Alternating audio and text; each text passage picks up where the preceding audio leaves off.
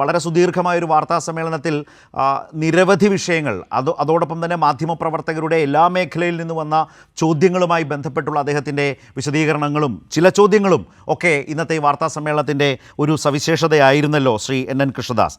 അതിലേറ്റവും പ്രധാനപ്പെട്ട ഒരു കാര്യം ഇപ്പോൾ SIR-മായി ബന്ധപ്പെട്ട് രാജ്യത്ത് നിൽക്കുന്ന, വിശേഷിച്ച് കേരളം വലിയധികം ചർച്ച ചെയ്യുന്ന വളരെ പ്രധാനപ്പെട്ട ഒരു പ്രശ്നത്തിൽ കേരളം മറ്റ് സംസ്ഥാനങ്ങൾക്ക് തന്നെ മാതൃകയാകും വിധത്തിലേക്ക് ഈ കാണാതായ അല്ലെങ്കിൽ വെട്ടിമാറ്റപ്പെട്ട പൗരന്മാർ, വോട്ടവകാശം പോയ മനുഷ്യർ, അവരെ കണ്ടെത്താൻ മറ്റൊരു സംസ്ഥാനവും ചെയ്യാത്ത വിധത്തിലേക്കൊരു വലിയ കർമ്മ പരിപാടിയിലേക്ക് പോകുന്നു എന്നാണോ മുഖ്യമന്ത്രി പറഞ്ഞതിൻ്റെ ഒരു പ്രധാനപ്പെട്ട ഭാഗം? അതുപോലെ തന്നെ നേറ്റിവിറ്റി കാർഡ് എന്ന് പറയുന്ന ഒരു സംവിധാനം വരുന്നു.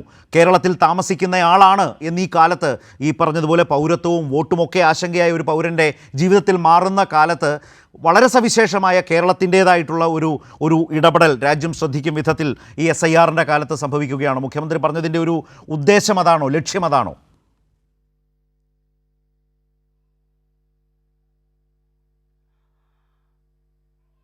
തീർച്ചയായും ഇന്ന് മുഖ്യമന്ത്രി നടത്തിയിട്ടുള്ള വളരെ വിശദമായിട്ടുള്ള പത്രസമ്മേളനം, വിശേഷിച്ചും മാധ്യമപ്രവർത്തകരുമായി ദീർഘനേരം അവരുന്നയിച്ച ചോദ്യങ്ങളോട് വളരെ ക്രിയാത്മകമായി പ്രതികരിച്ചുകൊണ്ട് മുഖ്യമന്ത്രി സാധാരണയിൽ കവിഞ്ഞ സമയമെടുത്തുകൊണ്ട് നടത്തിയിട്ടുള്ള പത്രസമ്മേളനം വലിയ ഒരു സന്ദേശം തന്നെയായിരുന്നു. ഏറ്റവും പ്രധാനം, ഈ കഴിഞ്ഞ തദ്ദേശ സ്വയംഭരണ തെരഞ്ഞെടുപ്പിൽ ഇടതുപക്ഷത്തെ തോൽപ്പിക്കുക എന്ന ഒരേ ഒരു ലക്ഷ്യത്തിന് വേണ്ടി മറ്റെല്ലാം മറന്ന് എല്ലാ ഇടതുപക്ഷ വിരുദ്ധരും കൂടി ഒരുമിച്ച് ചേർന്നൊരു കാഴ്ച നമ്മളെല്ലാവരും കണ്ടതായിരുന്നു.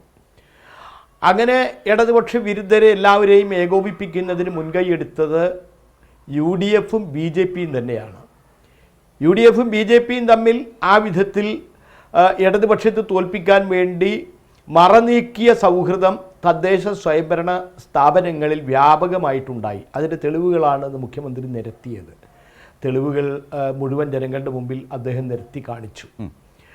അതിനു പുറമെ ചെറുതും വലുതുമായിട്ടുള്ള എല്ലാ ഇടതുപക്ഷ വിരുദ്ധ ശക്തികളെയും പ്രാദേശികമായിട്ട് ഇവർ ഒരുമിപ്പിച്ചു. ഇത് ഈ തെരഞ്ഞെടുപ്പിലെ ഒരു പ്രത്യേകതയായിരുന്നു. ഇടതുപക്ഷ വിരുദ്ധ ശക്തികൾ എല്ലാവരെയും കൂടി ഒരുമിപ്പിച്ച് LDF-നെ തോൽപ്പിക്കുക എന്ന ലക്ഷ്യത്തിൽ കോൺഗ്രസും BJP-യും ഒരുമിച്ചത്.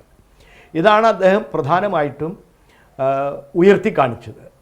എന്നിട്ട് ഇതിനു വേണ്ടി അവർ ഉപയോഗിച്ചിട്ടുള്ള പ്രചരണ സങ്കേതങ്ങൾ, പ്രചരണ സാമഗ്രികൾ, പ്രചരണ ഉപാധികൾ, ഇതൊക്കെ എത്രത്തോളം ആക്ഷേപകരമായിരുന്നു.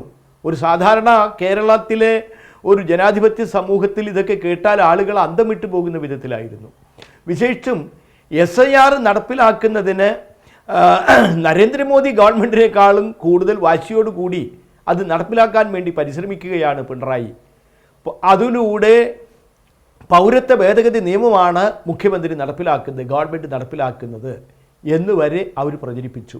ഇതെങ്ങനെ പരസ്യമായിട്ടല്ല, വീടുകളിൽ പോയി ഇരുന്ന് ഇതിൽ ഉത്കണ്ഠയുണ്ടാകുന്ന വിഭാഗങ്ങളെ ഓരോരുത്തരെയും കണ്ട് ഇങ്ങനെയാണ് പറയുന്നത്, ഇവരാണിത് നടപ്പിലാക്കുന്നതിന് മുൻകൈ എടുക്കുന്നത്. SIR നടപ്പിലാക്കുന്നത് കേരള ഗവൺമെൻറ്റാണ്, മുഖ്യമന്ത്രിയുടെ പ്രത്യേക നിർദ്ദേശപ്രകാരമാണ്. വാസ്തവത്തിൽ നോക്കൂ, ഇന്ന് അദ്ദേഹം അതാണ് പറഞ്ഞത്. ഇന്ത്യ രാജ്യത്തിലെ 28 സംസ്ഥാനങ്ങളിൽ ഈ SIR നടപ്പിലാക്കുന്നതിനെ നിയമപരമായിട്ട് ചോദ്യം ചെയ്തു. നിയമസഭയിൽ ഏകകണ്ഠമായിട്ടുള്ള പ്രമേയം പാസാക്കി. സുപ്രീം കോടതിയിൽ സർക്കാർ കേസ് പോയി. മറ്റ് പ്രതിപക്ഷ പാർട്ടികളുടെ ഒപ്പം CPIM, LDF എല്ലാവരും പോയി സുപ്രീം കോടതിയിൽ കേസ് റിട്ട് ഫയൽ ചെയ്തു. ഇങ്ങനെ അതിനെതിരെ ഒരു ഭാഗത്ത് നിയമപരമായിട്ടുള്ള പോരാട്ടം നടത്തിക്കൊണ്ടിരിക്കുന്ന സമയത്ത് തന്നെ ഈ SIR നടപ്പിലാക്കുന്നതിൻ്റെ ഭാഗമായി ഏതെങ്കിലും ആളുകളെ കൂട്ടത്തോടെ ഒഴിവാക്കുന്ന ബീഹാറിലും മറ്റ് സംസ്ഥാനങ്ങളിലൊക്കെ നടന്നുപോയി സംഭവിക്കാതിരിക്കാൻ വേണ്ടി ജില്ലാ കളക്ടർമാരുടെ പ്രത്യേകമായിട്ടുള്ള യോഗം വിളിച്ചു ഗവൺമെൻറ്. മുഖ്യമന്ത്രി തന്നെ പങ്കെടുത്തു. എന്നിട്ട് ജില്ലാ കളക്ടർമാരോട് പറഞ്ഞു, ഓരോ വില്ലേജ് ഓഫീസർമാർക്കും പ്രത്യേകമായിട്ടുള്ള നിർദ്ദേശം കൊടുത്തു. നിങ്ങൾ പോകണം, നിങ്ങൾ പോയി ഈ വിട്ടുപോയിട്ടുള്ള ആളുകൾ എവിടെ താമസിക്കുന്നു, എന്ത് കാരണം കൊണ്ടാണ് അവരുടെ ഈ ഫോം തിരിച്ചു കിട്ടാത്തതിൻ്റെ കാരണം ഏതെങ്കിലും വില്ലേജ് ഓഫീസിലെ ഉദ്യോഗസ്ഥന്മാർ ആ വില്ലേജിലെ എല്ലാ വീടുകളിലും പോയി ഈ വിട്ടുപോയവരെ കണ്ടെത്താൻ പ്രത്യേകമായിട്ട് ശ്രമിക്കണം. ഇങ്ങനത്തെ ഒരു പരിശ്രമം ഇന്ത്യ രാജ്യത്തിലെ 28 സംസ്ഥാനങ്ങളിൽ കേരളം മാത്രമേ നടത്തിയിട്ടുള്ളൂ. പക്ഷേ ഈ UDF-കാരും എന്തായിരുന്നു ഇവിടെ പ്രചരിപ്പിച്ചത് മുഴുവൻ SIR നടപ്പാക്കുന്നതിന് വേണ്ടി മുന്നിൽ നിന്ന് പ്രവർത്തിക്കുന്നത് ഈ നരേന്ദ്രമോദിയെക്കാളും മുന്നിൽ നിന്ന് പ്രവർത്തിക്കുന്നത് മുഖ്യമന്ത്രിയാണ്. ഇങ്ങനത്തെ ദുഷ്പ്രചരണങ്ങളൊക്കെ എന്തെല്ലാം തരത്തിലുള്ള ദുഷ്പ്രചാര വേലകൾ ഇവർ നടത്തി. എന്നിട്ടും ഇടതുപക്ഷത്തിൻ്റെ അടിത്തറയിൽ ഒരു പോറലും ഏൽപ്പിക്കാൻ ഇവർക്ക് സാധിച്ചില്ല എന്നതാണ് അത്ഭുതകരമായിട്ടുള്ള കാര്യം. ഞങ്ങൾക്ക് ആത്മവിശ്വാസം നൽകുന്ന കാര്യം.